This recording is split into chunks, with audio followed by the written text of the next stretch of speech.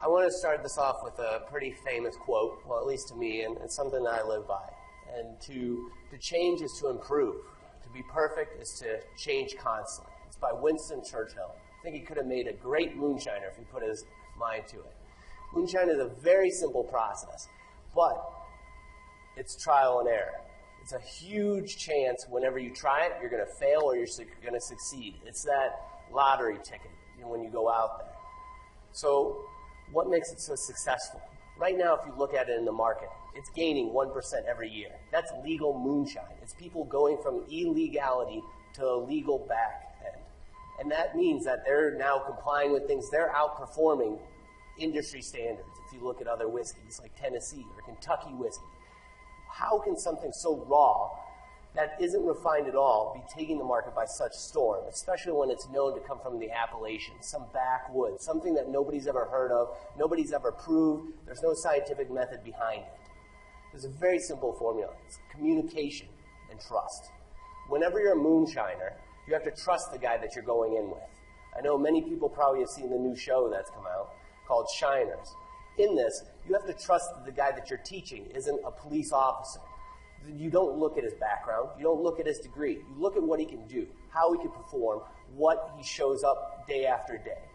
When you go into this, it's all about learning what somebody else has taught you. When you show up to be a moonshiner, nobody presents you to say, hey, you're doing something illegal. Here's the recipe to be successful at it. No, instead when you show up, they say, here's some guy that's been doing it for year and year and years.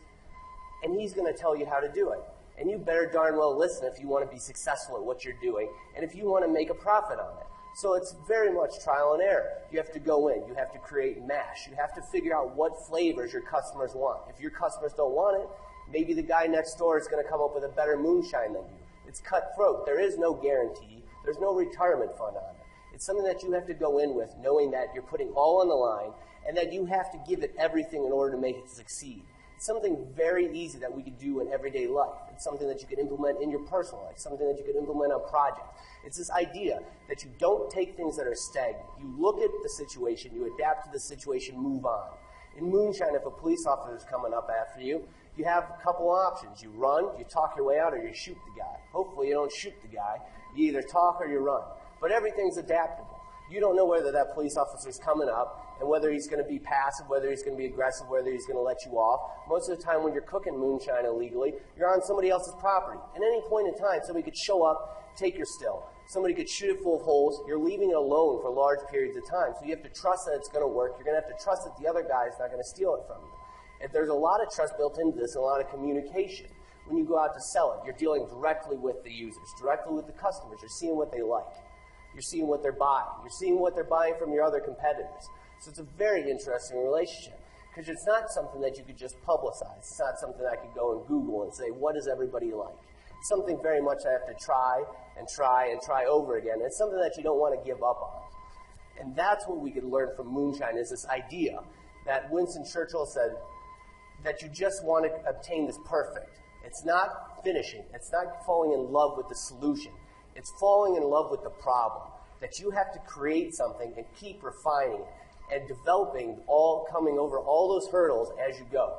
That's what you should fall in love with. If you fall in love with the solution, then you're going to do much like the legal side did. You fall into this repetition. You fall into this pattern that you kind of distance yourself from who you're trying to service, from who you're trying to see. And oftentimes that can lead to disaster. Or just not optimizing the way that you want, overpassing things that other people could see in you that are true greatness or true traits that you have. Or even in projects, true traits that are in a project that could really go great, but you passed over them because it's something that you've been doing time and time over again. Instead of adapting that situation to that customer that's not happy, that wants it changed just that way, that wants it done their way, adapting to become the way that they want it and what they want done. So overall, moonshine may be something illegal, but it provides something very legal, and that's a very sturdy foundation for communication and trust and great team building. So I hope you guys enjoyed this and learned a little bit about moonshine too.